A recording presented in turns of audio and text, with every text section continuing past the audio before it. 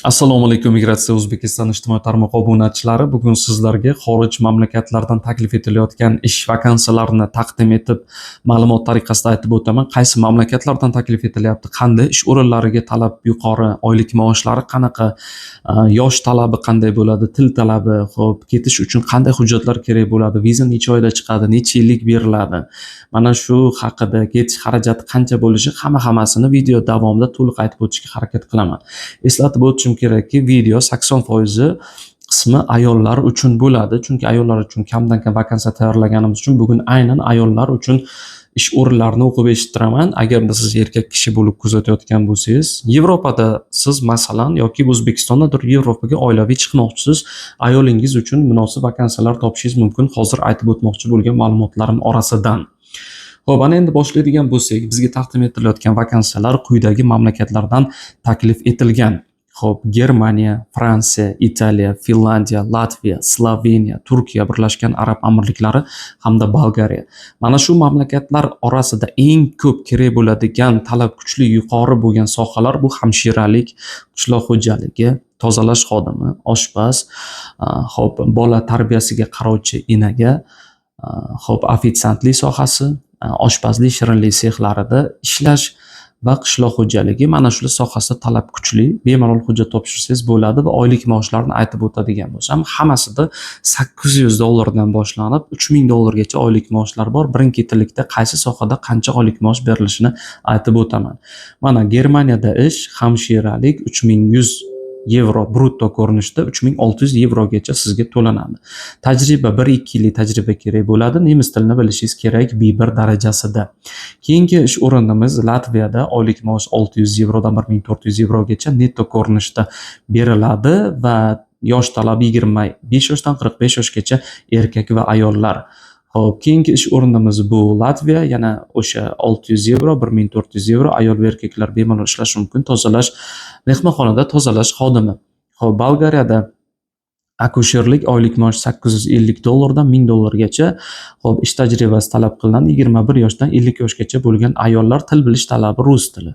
Xo'p, shirinlik sohasida €1000 dan €1200 netto ko'rinishda oylik maosh beriladi. 20 yoshdan 50 yoshgacha ayollar bemalol hujjat topshirishi mumkin. Rus tilida til talabi, ingliz tili bo'lsa ustunlik beradi. Xo'p, keyingi o'rin bu Italiyada hamshiralik €1800 oylik maosh to'lanadi. Ish tajribasi bo'lishi kerak 1-2 yillik, italyan tilini bilishingiz kerak. Germaniyada qishloq xo'jaligi ishlari mavsumiy ish, 8 oy davomida ishlaysiz. Oylik maosh €1500 dan €2300 to'lanadi. 21 yoshdan 40 yoshgacha bo'lgan ayollar rus tilini bilsa ham bo'ladi. Nemis tilini bilish ustunlik beradi. Finlandiyada ayollar uchun 18 yoshdan 45 yoshgacha, 50 yoshgacha bo'lgan ish o'rni mavsumiy qishloq xo'jaligi, ish tajribasi talab etilmaydi. Til bilish darajasi rus tilini bilishingiz kerak. Oylik maosh esa $2000 atrofida. Turkiyada hostes, xona tozalovchi, tozalash xodimi, ofitsiant. Xo'p, mana shu sohalarda $650 dan $700 to'lanadi. Kuniga 8 soat ish, haftasiga 6 kun. 18 yoshdan 45 yoshgacha bo'lgan ayollar ishga topshirishlari mumkin. Til bilish talabi bu turk tilini bilishingiz kerak bo'ladi.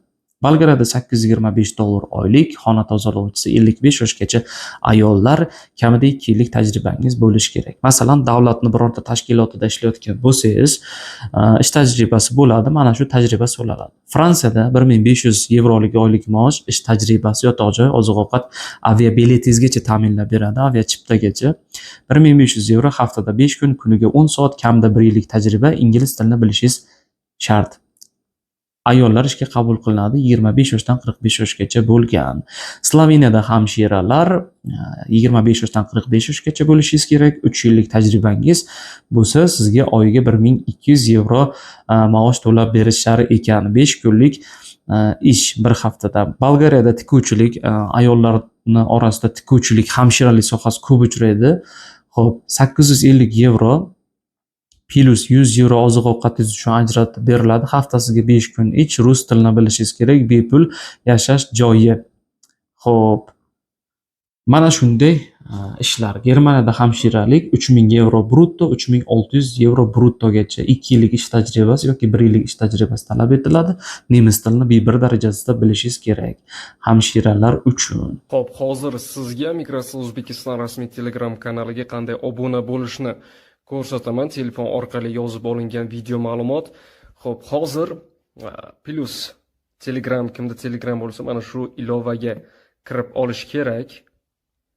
Mana shu ilovaga kirganingizdan so'ng bu yerda poisk tugmasini bosasiz, ya'ni o'zbekchada qidiruv, va mana shu yerda katta harflar bilan migratsiya deb yoziladi va bu yerda pastki chiziq O'zbekiston.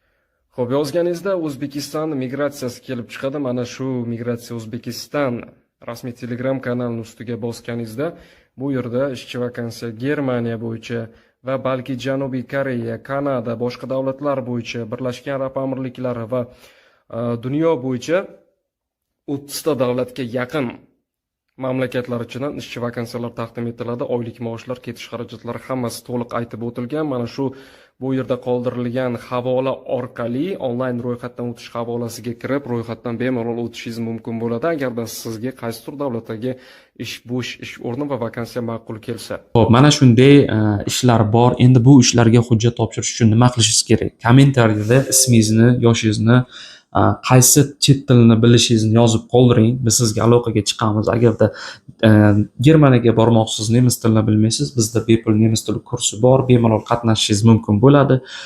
Sloveniyaga hamshiralik sohasi bo'yicha bormoqchisiz yoki Finlandiyaga mavsumiy qishloq xo'jaligi bormoqchisiz ayollar. Agar rus tilini bilmasangiz, bizda rus tili bepul kurslari bor. Bemalol qo'shilib qatnashishingiz mumkin. Kimdir chet el mamlakatida bo'ladi, Turkiyadan turib Finlandiyaga bormoqchi bo'ladi, rus tilini bilmaydiganlar ham bor. Bizda bepul kurs bor. Masalan, offlayn kursga qatnashib 400 ming, 500 ming to'lov qilib, yo'l kiraga ham xarajat ajratib yurganingizdan ko'ra, undan ko'ra biz bilan o'rganganingiz yaxshiroq. Agarda sizga yoqmasa, bemalol chiqib ketishingiz mumkin bo'ladi. Agarda yoqsa, bemalol o'rganishingiz va suhbatdan o'tishingiz mumkin. Asosiysi xarajatingizga kuyib qolmaysiz. Chunki xarajat qilmaysiz biz bilan til o'rganish uchun. Xo'p, ana endi kommentariyada o'z fikr mulohazangizni yozib qoldirasiz va sizga qanday hujjatlar kerak bo'lish haqida ma'lumotni ham aytib o'tishim kerak. Birinchi o'rinda siz mana shu chet el mamlakatlariga ishga topshirish uchun, ishga borish uchun hujjat topshirmoqchimisiz? Albatta, ro'yxatdan o'tish uchun hujjat kerak.